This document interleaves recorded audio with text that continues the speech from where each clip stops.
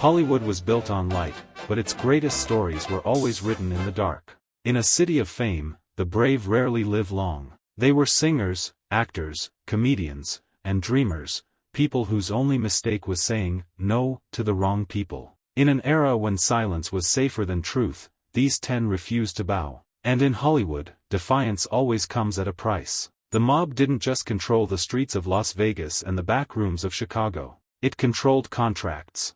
It controlled careers. It controlled fear. Between the studios and the syndicates, there was a silent handshake, safety in exchange for obedience. Those who accepted it became stars.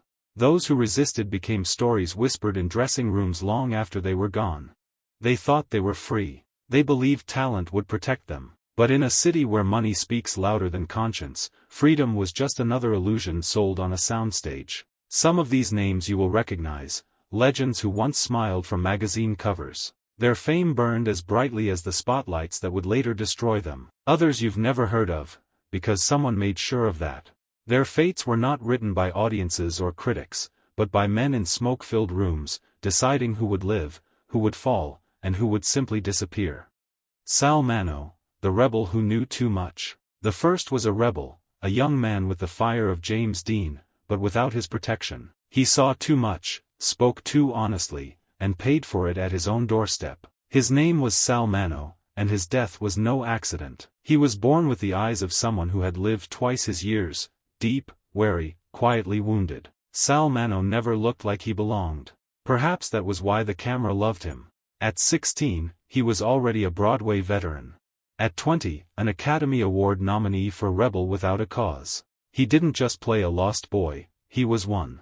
Hollywood called him the new James Dean, but the city only loved its rebels as long as they stayed on screen. Off camera, Sal was something the studios couldn't control, outspoken, passionate, and unafraid to tell the truth about the Dream Factory. In the 1960s, he began asking questions no one else dared to ask. Why did so many stars vanish without explanation? Why did union bosses, supposedly protecting artists, answer to men from Chicago instead of Los Angeles?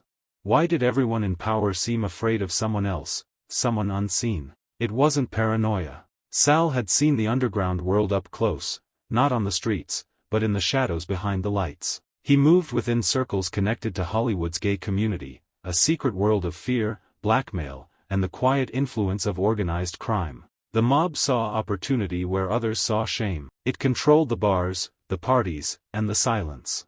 And Sal, brave or naive, refused to stay silent. He spoke openly about corruption within Hollywood unions and hinted that powerful figures with mob ties were exploiting vulnerable actors. Those words made him dangerous. By the early 1970s, his career began to fade. Studios stopped calling. His name disappeared from casting lists, but he kept talking. To friends, he said he was working on something big, a project about the dark side of fame, about people who were used and discarded. On February 12, 1976, Sal finished a late rehearsal for a new play. He was tired but hopeful, finally building a life on his own terms. He parked his car outside his home on Holloway Drive in West Hollywood. The street was quiet, that rehearsed kind of quiet.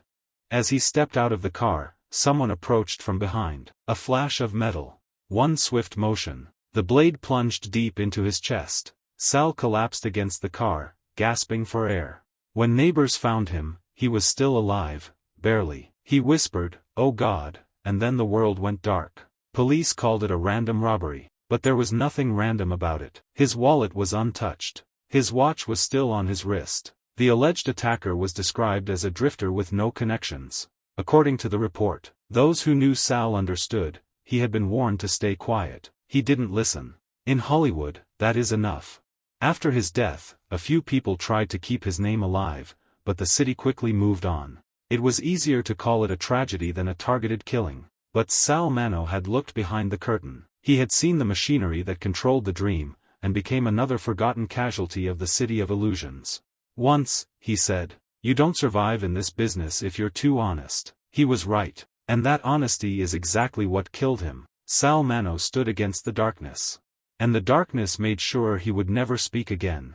Joey Lewis, the comedian who refused to obey. Long before the mob reached Hollywood, it ruled the nightclubs. And in the smoke-filled halls of Chicago, Joey Lewis was king of the stage. He could make even the most dangerous men laugh. That was his gift, and his curse. By the late 1920s, he had become the star of the Green Mill, a club owned by Al Capone's people. Jack McGurn considered Joey his property, but Joey wanted freedom, and he left for another club. A week later, he was intercepted in a hotel room. He was brutally beaten and his throat was slashed, left for dead. But he survived. Doctors said he would never speak again. They were wrong. Joey taught himself to speak all over again and returned to the stage. His voice was broken, but his humor remained. He refused to name his attackers and continued performing, sometimes directly in front of the very men who had tried to kill him. He lived, but he paid with loneliness and fear. His story later became a film starring Frank Sinatra. Joey proved one thing: you can survive the mob, but you can never leave it. Frank Sinatra, the voice that walked away. In the 1950s, Sinatra was more than a singer, he was the voice of America. But behind the scenes, his career rested on Mafia connections. Through the mob boss Sam Giancana, he secured concerts, movie deals, and protection. Over time, Sinatra understood the cost of these friendly favors. He was pulled into politics and dangerous circles, including connections to the Kennedy entourage. When the authorities began to exert pressure, both politicians and the mob turned away from him. Sinatra was scared. He cut ties, left the casino circuit, and became cautious and withdrawn. His songs were no longer brash declarations, they carried regret and reflection. He survived, but he carried the shadow of the past forever. He walked away from the mob, and that was a rare victory.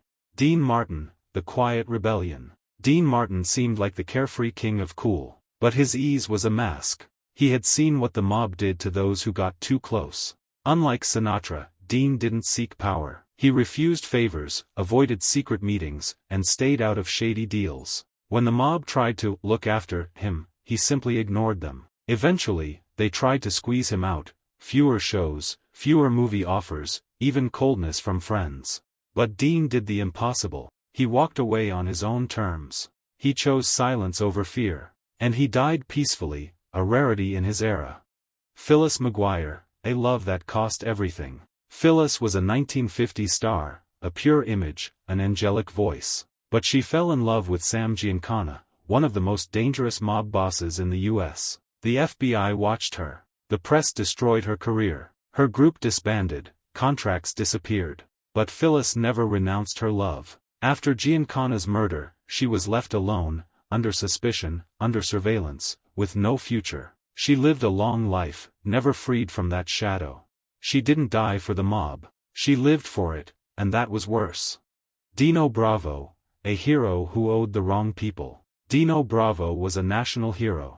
A wrestling star, a symbol of strength and success. But when fame faded, so did the money. He got involved with the mob, participating in cigarette smuggling between Canada and the US. At first, quick money, then, debts and control. When Dino tried to leave the game, he wasn't given a second chance. In 1993, he was shot dead at his home, 17 bullets. The TV kept running. The show went on. To the mob, he was no longer a hero, he was a problem. Salvatore Bonanno, the son who said no. He was born a mob prince, the son of one of America's most powerful bosses, Joseph Bonanno. Everyone expected him to inherit the empire. But Salvatore refused. He wanted a legal life, peace, and truth. To the mob, this was betrayal. His refusal became one of the causes of a bloody war within the Bonanno clan. He survived, but he was exiled. Too mafia for the ordinary world, and too honest for crime. He lost everything except one thing: the right not to become what they wanted him to be. Bugsy Siegel, the man who built Las Vegas. Before the neon and the casinos, there was Bugsy Siegel, a handsome, dangerous dreamer. He wanted to turn the desert into a capital of gambling and luxury. That's how the Flamingo Project was born. He spent mob money, dreamed too big, and became unmanageable. When the project failed, the mob decided he was a thief. In 1947, Bugsy was shot in the home of his lover. The casino survived. He did not. The mob made millions from his idea, proving one thing: dreamers are never forgiven. Virginia Hill, the woman who knew too much. She was not just a lover. She was a courier, a witness, a connecting thread.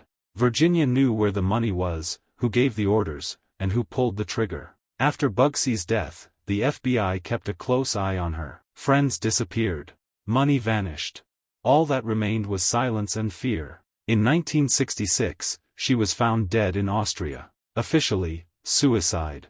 But in the world of the mob, a woman who knows too much rarely leaves on her own. Mickey Cohen, the gangster who broke the code. He was a rare exception, not Italian, yet the boss of Los Angeles. Charismatic, brutal, and far too public. Mickey spoke to the press, posed for photographers, and turned crime into a spectacle. The mob does not forgive that. He was sent to prison for taxes. In prison, they almost killed him. After his release, he stayed alive, but broken. He died alone. The man who defied the system ended up unwanted by everyone. Their stories were never meant to become legends. Hollywood loves success, not truth. It applauds winners and turns away from those who remind it of the price that success was bought with. They were all different. Actors and singers. Comedians and athletes. Lovers and heirs to empires. Some wanted freedom. Some wanted love. Some simply refused to be owned.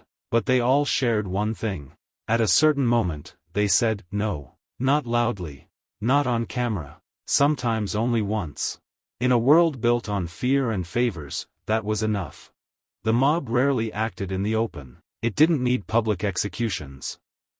It knew how to wait. How to cancel contracts, close doors, erase names, turn stars into rumors, and people into warnings. Sal Mineo saw too much and spoke. Joey Lewis survived, but remained a prisoner of that night. Frank Sinatra realized that even kings can be replaced. Dean Martin chose a quiet exit, paying with loneliness. Phyllis McGuire lost everything except the memory of forbidden love. Dino Bravo believed strength would protect him. Salvatore Bonanno thought he could change the system from within. Bugsy Siegel tried to make crime beautiful. Virginia Hill knew too much. Mickey Cohen laughed too loudly at the rules. None of them truly won. But none of them were completely broken either, because each of them proved one simple truth. Even in a world ruled by fear, a person still has a choice. A choice to stay silent or speak, to submit or walk away, to sell yourself, or to keep your name. Hollywood has changed its faces. Casinos became corporations. The mob faded into the shadows, quieter and smarter. But the rules remained. The price of defiance is still high. It's just called something else now. And when you watch old films, hear familiar voices, or see smiles on faded magazine covers, remember, behind that light, there was always a shadow. And some of these people became legends not because they were great, but because they dared to be inconvenient. In Hollywood, that is the most dangerous talent of all.